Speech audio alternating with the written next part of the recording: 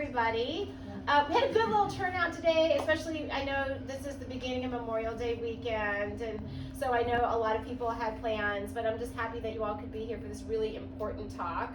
I know that sometimes it's hard to talk about death and dying, but it's really a part of the circle of life, but we want to make sure that we're prepared in case anything does happen to us or our loved ones. It's my honor to present Joyce Palmateer. She actually came to visit us one day, and I told her about the speaker series, and she immediately was interested in being able to come and speak with you.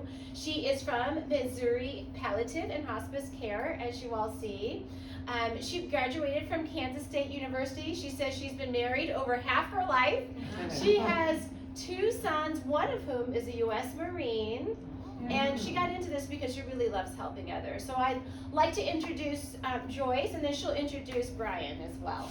Okay, well, thanks everybody for coming out. Again, it is the beginning of the Memorial Weekend, so appreciate the time very much.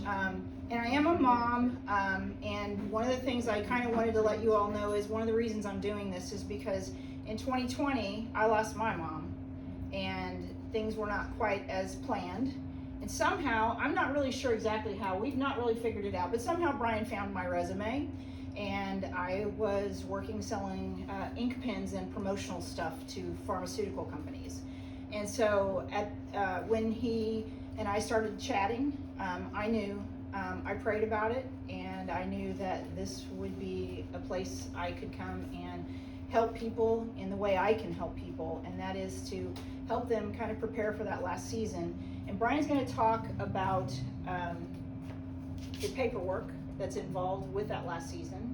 And if you have any questions or anything at the end, grab him, but you've got my card in there, so you can always call me and then I can ask him. So anyway, and Bryan is actually, he's the director and part owner of Missouri Palliative and Hospice. He's a veteran and just a really good guy to work for. So anyway, I'm going to turn it over to Bryan. Right, not to be outdone by Joyce. I've been married for over half my life as well. I've got 4 kids, and I was told on Valentine's Day that I've got my first grandchild on the way. Found out today it's going to be a baby girl. So, I know I'm feeling some sort of way about that, but that's a totally different topic. I can work this. Oh, you know what? Did you turn it on? I probably did not. Yeah. And so in your little pamphlets, it kind of walks through the slideshow. So if he's got a slide up there, if you just follow along, you'll be able to take the note right by it. You might not be able to read it in this light, but just the pictures will kind of guide you along. So if you have any questions or anything, just fire away. All right, so real quickly, just the agenda. We've got the introduction. We're going to go through the pre-planning, why we're doing the pre-planning. We're going to go through the When I Die file. This is our folder. This is something that everyone's, even me, I've been doing hospice for over 6 years, and I still struggle with the concept. I wanted to say so many times, it's the If I Die file, or the If I Die folder. But we all know it's a when, not an if. It's not optional, like some people believe. So we're going to talk about the When I Die folder, and then we'll summarize it and open it up for any questions. So I think Joyce told some of you, a lot of this information I pulled from a book that is titled A Beginner's Guide to the End. I'm developing a much different presentation for a church that covers the entirety of the book, but for the purposes of this meeting, I want to dig a little deeper into the paperwork side of this, because when you look at the list, it's rather daunting. And I was just mentioning that I looked at the list and I said, well, I know where all of this is at. I can put my fingers on all of it. But then when I asked myself who else could, I realized that there was nobody in my circle that would be able to find even half of it. So it's a rather large project. So it's important that we y'all get started early. Other reasons why you should start, anybody in here watch Family Feud? So I've been seeing all these things online, these little clippets from Family Feud. And every time I see this next slide, it reminds me of Family Feud. We polled the CDC and we asked them, what were the top 10 causes of death? The top 10 causes of death are on the board. In 2020, these were what killed the majority of people in the United States. When you look at these three, what do you think they have in common? Not planned or expected. Not planned, you didn't know it was coming. You could potentially add stroke in there for a good portion of them. You know, a lot of them survive stroke, but the ones that don't, they didn't see it coming. When you look at, I'm a numbers guy, I just don't have these memorized, so bear with me for just a second. Because I think it's important that everybody understand that statistically somewhere around 10 to 20% of us are going to pass without warning. The rest of us are going to see it coming. For those of us who pass without warning and haven't went through this paperwork process, it'll be okay. There are people there to help those that are left behind to manage through the process. It would just be significantly easier if it were a little bit more organized. When you break into these statistics a little bit more, roughly the number one leading cause of death for people between the ages of 15 and 44 is accidents. And when you look at just these three put together, it represents about 25% of all deaths in the US in 2020. So the important thing to remember is that we need to get started. I'm reminded of a quote from the Buddha when asked, what's the number one mistake that people make? And the Buddha replied, the number one mistake people make is believing they have time. We're big on planning in the US. We plan our families, we plan our careers, we plan our vacations, but we're also big procrastinators too. We put things off, especially those things we find to be uncomfortable or awkward for us. We wait and believing that we have time. So the importance of the pre-planning is we never know. Tomorrow isn't promised to any of us. So it's important that we start today, regardless of whether you're 18 or 85, the time to start is today. There are items on this list that 18-year-olds should have in place because their parents can no longer make those choices for them. So it's important that you talk to everyone you care about who is of a legal age and pass this information along to them so that they also get started with these projects. So we're going to go through these lists and we're going to talk about them individually. If anybody has any questions along the way, I will do my best to answer them. The first one is an advance directive. How many in the room have an advance directive or a living will in place? Okay, we've got about half of us. So that is a pretty good ratio. So the living will, otherwise known as the advance directive, allows you to determine how you will be treated. There's some things it won't allow for them. It will not allow for you to ask for anything illegal like assisting with suicide. It won't allow you to refuse food or drink when you can take it orally. It won't allow you to choose someone to make your decisions for you. That's not the purpose of the living will. The living will is to tell everyone in the event that something happens to you, you don't want these types of measures. You don't want a feeding tube. You don't want to be placed on a vent.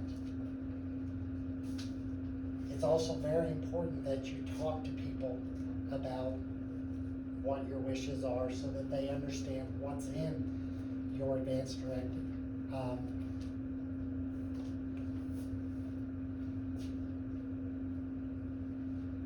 Durable power of attorney. Another important conversation to have with everyone. You need to think about who that person would be that you would trust to carry out your wishes. Most people automatically feel like it's my spouse or it's my children. But you have to ask yourself, would they honor your wishes in a time of crisis? When it came down to it and you said, I did not want this, would their emotions dictate what they did, or would they follow your wishes? So it's important to have these conversations and choose the person or persons, because you can have multiples, who would serve you best. I'm getting ready to have this conversation with my wife and my children, and I know which child I can trust. I've got one who's just became an RN, and I know that he would carry out my wishes. If I said this is what I want, that's what he would do. I know there are others that would follow what they wanted, and they would follow their heart versus what I wanted. So it's going to be a very difficult conversation. They know it's coming, and they're already arguing about it. So but it is coming. There are different powers of attorney. There is a general that's out there that allows you to put both of these under one umbrella. But I would highly recommend you separate them and have one person as your financial power of attorney and another as a health power of attorney. These do not need to be attorneys, but they can be, especially the financial. If you have an attorney that you trust, it might be better to turn over the financial power of attorney to an actual attorney. But again, personal choices that you need to make. And you guys did bring copies of durable power of attorneys too. We so did. they We've got some- from the Missouri Bar, we brought in a couple of different items in the back. One is the durable power of attorney paperwork. The other is a senior guidebook. I would just take one if you'd like one, just to, for a little light reading. The senior guidebook is written by the Missouri Bar. So I would tell you though, in the durable power of attorney, there are simpler forms and simpler processes to that than that one back there. That one is very comprehensive, but we have a form of our own that we use in our practice that is much simpler than that, and you can get it. Joyce can provide We it. have copies here of simple advance directives as Yeah. well as the durable power of attorney for healthcare directives, and my dad who's what's the word? To notarize it. Yeah, so if you let us know if you need a notary, we can also notarize it for you here. Oh, that's awesome. Yes. Those used to be everywhere, not so much anymore. Yep. And we're gonna talk about things throughout this presentation that you're gonna wanna have multiples of. When you talk about a when I die file, we're talking about one, possibly, likely one place that is safe, fireproof, and would be accessible to your family. to deposit all of this information. However, there are other places you're gonna want your advance directive and your durable power of attorney. For instance, there's a red folder project I know that Kansas was running. I believe it was called the Red File in Missouri. In Kansas, they had a big red folder with magnets on it that you stuck to the side of your refrigerator. In Missouri, they had a tube that you stuck all this information in and you put it in your freezer. Why'd you put it in your freezer? It's fireproof. Oh. And first responders were trained to look for the red folder or the red file because it was supposed to contain your advance directive, your durable power of attorney, and your medications lists. And why they put it by the steel, They do. the moonshine. Oh, by the still? But the first responders are trained to get that so that if you call 911, an ambulance comes, they come, they search, they take that with you so that the emergency room has it. They know what medications you're on. They know if you have a DNR, do not resuscitate order. They know what your wishes are through your living will. So there are multiple places you may want to keep it. I've heard people keep a copy in their car,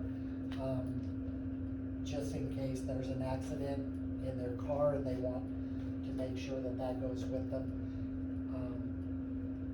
So whatever is practical for you, but I think multiple copies of these would be important.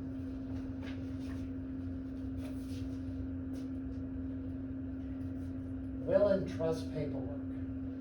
So we've already talked about the living will. The living will talks about your wishes when it comes to healthcare. There are two other wills that are out there. There's the will that we all know where you determine who gets your assets. There's also an ethical will that you'll hear people talk about that it has to do with your values and passing down your values. I know the book mentions the first time that it was reported that there was an ethical will was Jacob did it to his sons in the Bible. He had an ethical will where he passed down his value system to them. Primarily, we discussed value, the will that passes down your values to your children. Trusts are there for you to pass things on before you pass on. It can help when it comes to inheritance taxes. If you put your assets into a trust, they are no longer yours. So you can put them in a trust for safekeeping. And a lot of these, we also are going to spin off these in different locations. We may get invited back. I may not get us invited back. But we have a lot of partners out in the community that we work with that specialize in different areas. You know, having an attorney or a financial planner come in and talk about trusts might be beneficial. And dig a little bit deeper into the financial side. But we're going to stick to the paperwork side today. But keep in mind there are professionals out there who can help you with trusts and with wills. The lawyer and accountant's contact information, I'm quite certain this is in here so that your next of kin know who to yell at when the will is read. Because regardless of how prepared you are, there are going to be holes in everything by the time this happens. Life for you is going to change. You're going to change. You're likely to change your advance directive. You're likely to change your durable power of attorney. All these are dynamic documents that your life dictates what your choices are. So none of this is set in stone. Once you put it in place, you have the ability to change it all. But it's important that everyone knows who to go to get the explanations they're gonna want when the time comes. Birth certificate, and I struggled with this one. I could not for the life of me figure out why in the world we needed a birth certificate in our when I die file. And the best I can figure out is it is something that can be used when your next of kin go to get additional copies of a death certificate. And it makes it easier to accomplish it. I can think of no other reason to have it in there except for the family keeper. A Yes, lot of the information on your birth certificate is used for your death certificate. And I think that might be why I don't know if they, I don't know when they plug that in. I don't know if they have to have the birth certificate to No, they create don't the have death to, certificate.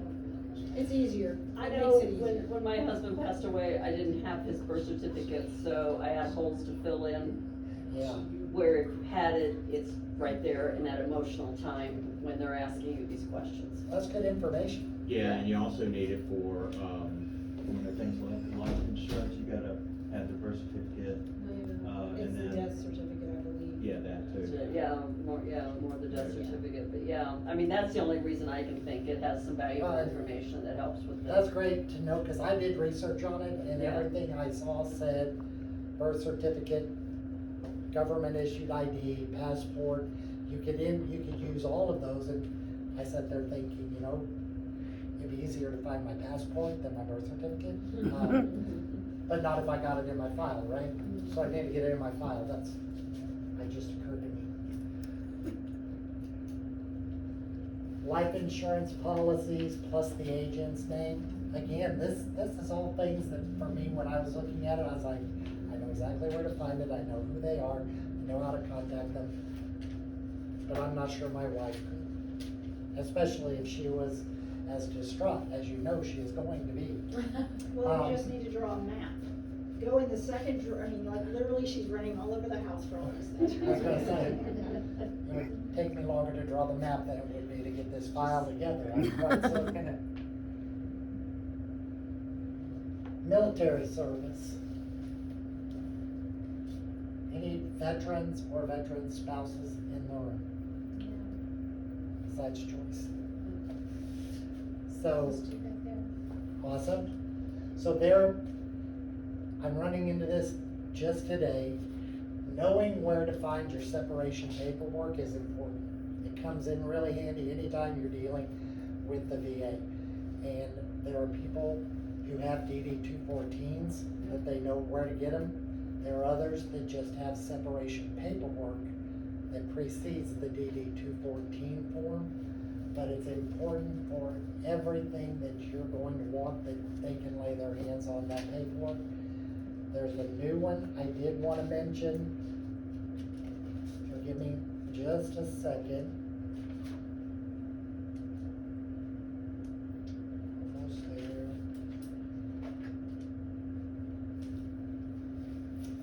And I probably should have put this on the screen. I may have done it. I think I've got it on a later slide. But the VA form 40-10007.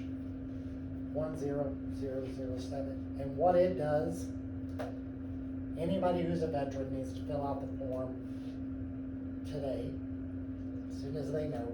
What it does is it puts your name on the registry at the VA so that you are in the queue for things like military honors at your funeral.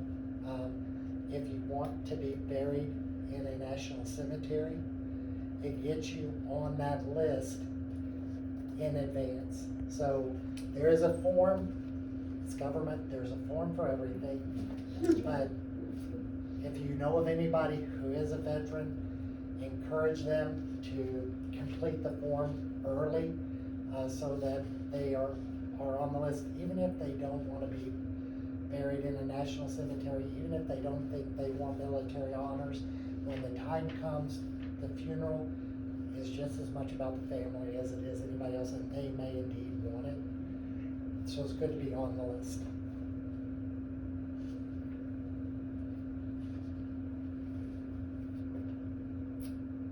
Bank account information. I don't know about the rest of you, but I've got several. I moved around a lot. I was in the military. Moved around a lot. I've got some accounts that I failed to close yet. So making sure everybody knows what I know as to where they're at, plus safety deposit boxes. Keys are really important, apparently. I know my dad has a safety deposit box. He holds one key, I hold the other. But it's important to know where they're all at, because I know my dad's stores here is in one of his drawers, but it would take me just a minute to find it. Is it a good idea to put like my daughter's name on my bank account so she has access to it? If something were to happen to me. It is. I mean, there is an argument that can be made that all of your accounts, your larger accounts, should have a secondary, because it's really difficult when the time comes. You have to go through the death certificate process, and closing out things apparently is an issue if you're not on the account. Yes, sir. If you have a business power of attorney, you have a child, you give them a business power of attorney that's covers this sort of thing, they can write checks from your checking account while you're living. And handle your affairs if you need that. One thing they can't do though is close a utility account. So you do, if you have an older parent, you want to have a secondary on a gas or cable or phone, because they cannot close that if their name is not on it. And that's unfortunate, and I'm not a lawyer, but I know that because I went through it. So, I mean, I think it's, but you're right, because my name was on everything, bank account and that kind of thing, and that's true. But, so if you think about it, like your mom is what came to my mind. You should be on her Comcast or her, whatever her, those things are. I would say this, though, anybody you're gonna have on your bank account must be solvent. That's true. Trust is important. Yeah, because if they're not solvent and their creditor sees two names on the account. Here's what I'll say, one last thing, because you said if you have a death certificate. I had a hard time with the phone with my mom. Yes, Closing it's, that thing out. even with a death certificate, it depends on the person you get on the other end. That's why it's always just best to I plan. sent him a death certificate and I still had to work. Yeah, because if you're not a beneficiary or your name's not on the account, they tell you absolutely nothing. Right, and I paid a phone bill for 3 months. Well, I'm talking Because about I a bank did, account, that could have Right. $80,000 in it, and if you're not on there, Goes to probate. they don't go looking for it, and it takes 10 years, my attorney said. If you don't know, it could take 10 years to find out, so. Wow. Guys, I've never even thought of this stuff, like the utilities. Yeah, that's something I don't think that, honestly, No. anybody Never would think thought of, of it. like, because I thought we were good. Name was on bank accounts, we had, medical things set up, and it was like all of a sudden there was a phone bill, and it just kept coming, and I was like, but, it didn't matter. And if I had to get a really nice person who was very high level before I could get it done. And so, it's, that's just one of those things, like, star it. Yeah, exactly. Good stuff. I'm learning. My next presentation is gonna be much better. Kids.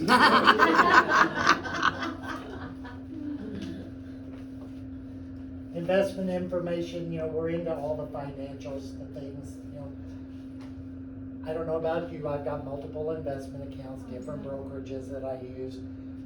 Again, I don't know about the rest of you, but knowing where that is, and how to access it would be important. Property documents, deeds,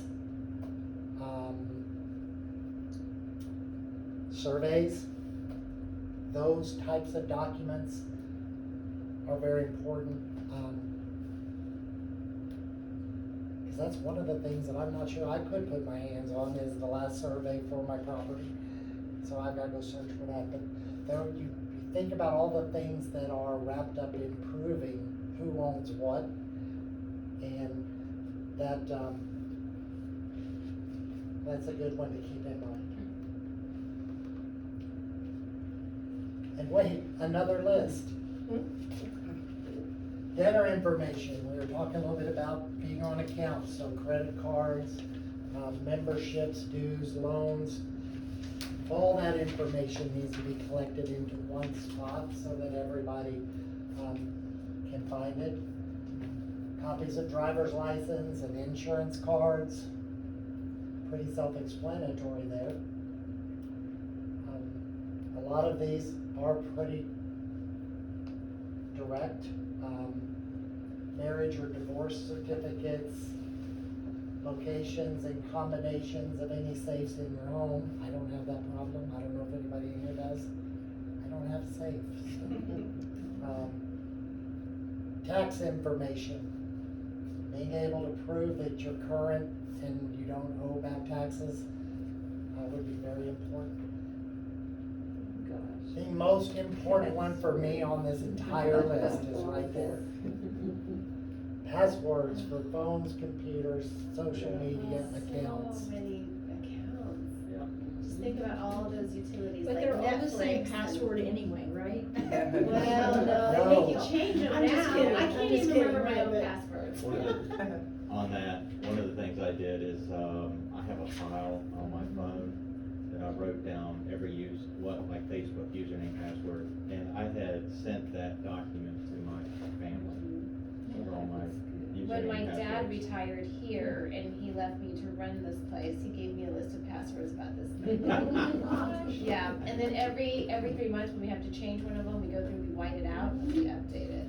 Yeah. But It's we thick. may, you know, It is. we Every may insurance retire, but company our does. Yeah, it is. social media lives forever. And that's the other thing is, one side note, to let your family know, do you want, your Facebook or Instagram, or do you want it memorialized, or do you just want them to shut it down? That's really kinda important. Yeah. Because for a while, people will post all of these wonderful things and they will tag the person and things like that, and that's great, but as a daughter of someone who didn't do that, it took me a long time to figure out how to do that and what would my mom want. And I knew she wouldn't want to be tagged in some of the things she was getting tagged in because people just don't really pay attention and didn't realize that she wasn't here anymore. And it can be painful for the people left. And so, just let people know and ask your loved ones, what do they want to do? Because that's something that's not really legal. It's not a thing, but they do make you prove who you are. So having the right to do that and them giving it to you is important. My mom probably wants to live forever on social media. Every cute dog Media picture, queen. yeah, gotcha. And the great thing is she can. That's true. That's very true.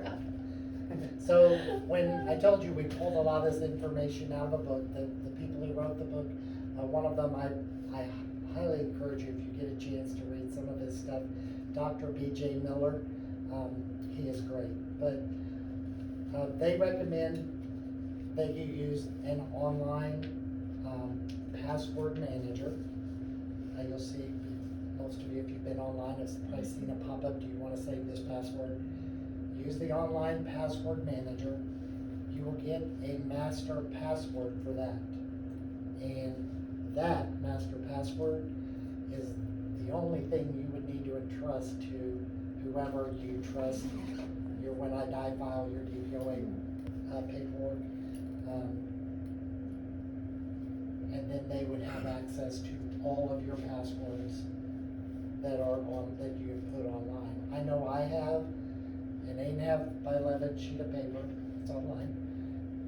There are 2 of them, and all there are line items for different sites with different passwords because you have to change them on different frequencies. So it's a lot, and there would be just an enormous number of accounts that no one would be able to access if I were to pass and nobody could get into it. So the online, if you've got online accounts, online bank, online social media, anything you're doing online, I would find an online manager, set it up, and get yourself a master password, and then you can change the others as you see fit and never have to worry about not having access. That's the one that kept me up at night right there. Passwords. Letters to loved ones. This one tugs at the heartstrings a little bit. It's recommended that I go to that one. That you write these early and often and change them.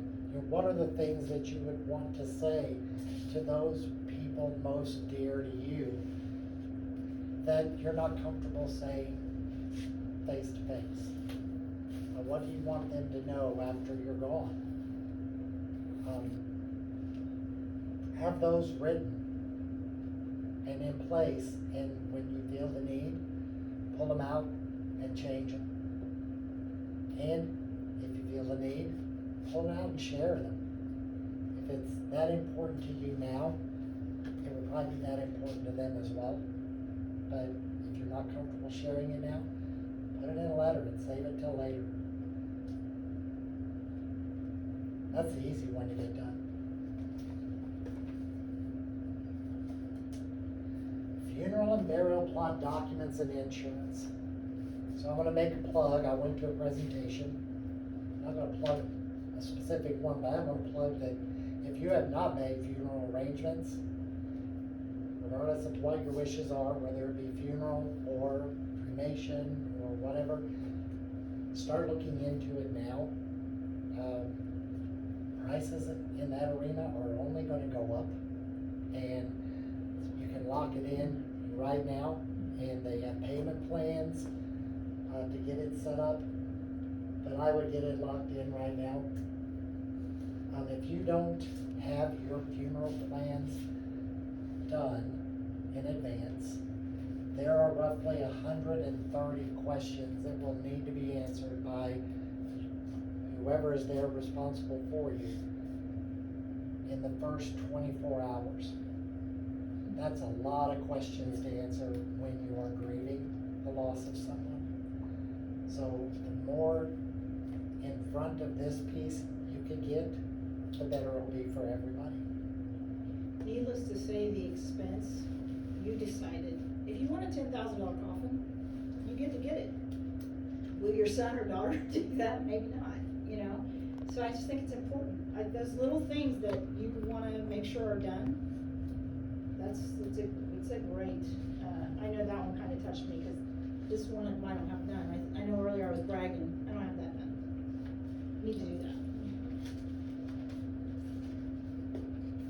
And then, a little bit different, the instructions for your funeral and final disposition. So what do you want it to look like? Is it a celebration of life? Or is it more somber than that? Or who do you want to speak on your behalf? Do you want someone else to write your, I've got obituary. Eulogy. And obituary. Do you want to write it yourself? And then if you write your own eulogy, who do you want to present it? Make those decisions in advance. And then the final disposition. One of the things we talked about at the presentation I went to that I was unaware of was if, let's say for instance, you and your spouse one wants to be cremated and one wants a traditional burial, they can be at the same site. So they can store one's ashes in the same location as the other. Didn't know that. Decisions that would have to be made when you went in to do your, to make those arrangements.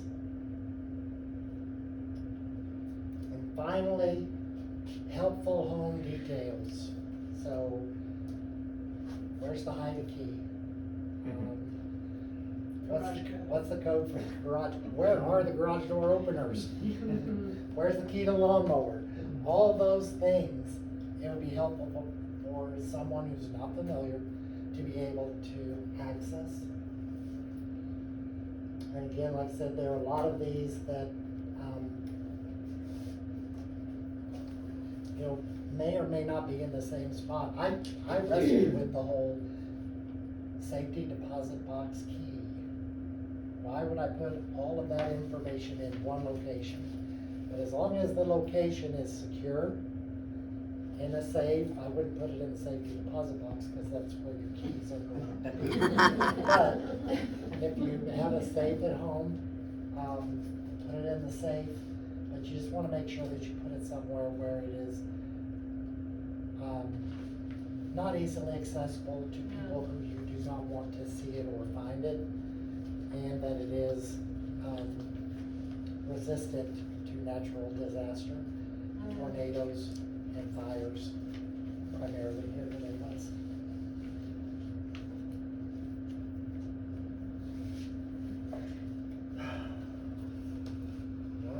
What did I want to say when I looked at that?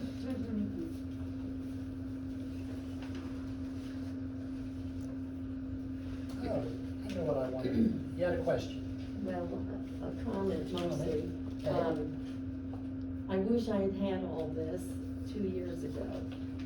We had a nephew in Georgia that passed away and no relatives around. So my husband and I went down from Kansas City to Georgia and took care of things. We could not find anything. We had to search and hunt and dig through every single one of those to find what we needed. We're still finding things out. We still have the probate open. He didn't have a will. And we're ending up, we filed 2 tax refund reports. Cannot get the final refund, so we can't close the estate yet. So this has just been a nightmare. And I wish to God that he had done a little bit of this. And that right there is the reason why I do this, is when I started this 6 years ago, the thing that touched me most was how often I heard that phrase, I wish I'd known sooner. And the presentation I told you all about earlier, that's actually the title, The Things I Wished I'd Known, a primer on aging. And we're gonna go through a lot of different things, but it's for that express purpose that I do things like this.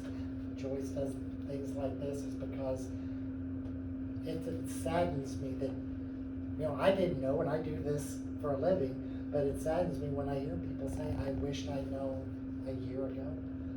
I still remember the first person that came up and told me that. She was a young mother of 2, single mom, had 2 young kids, 13 and 11, and she came up to me after the presentation we did on being mortal, and those are the first words out of her mouth. I wished I had known this type of thing were available. I took my dad out of a nursing home 2 years ago because I didn't like the care he was given, and he died in my home while I was working, trying to take care of my kids and take care of him without any help at all. And that's the first time I heard that, I wished I'd known sooner, and that's the phrase I hope we can eliminate out of everybody's vocabulary.